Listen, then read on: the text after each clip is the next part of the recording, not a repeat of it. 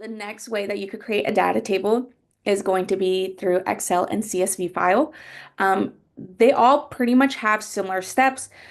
With this one, all that is really added is just validation, but that's not even something that is super complicated. We just click a button and it'll basically validate the list that you uploaded just to make sure that that list is valid. Um, and that's basically it. So again, all we're going to do is upload that Excel or CSV file. Next, we're going to be configuring the columns. So again, we're going to be either renaming the columns or we are going to be assigning what each column is going to be using, which field type. So basically, if we do have a column that's cost, it would be better if we use the numeric field type because cost, has numbers. And then the next step is going to be validation. Again, all we're doing is a simple click. The system is going to validate your list just to make sure everything looks good. And then once your list has been validated, we're going to set up those keys again. And after that, we're going to name the table.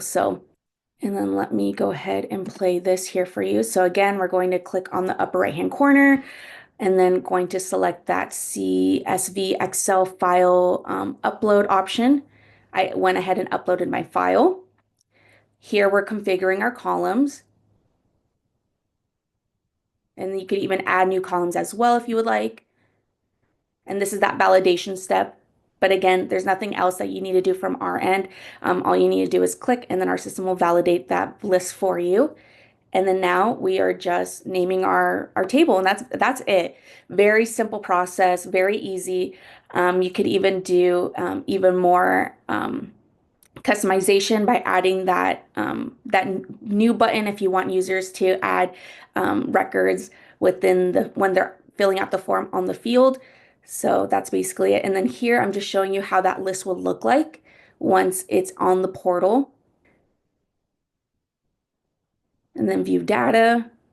And then there's the data that I uploaded from my Excel and CSV file.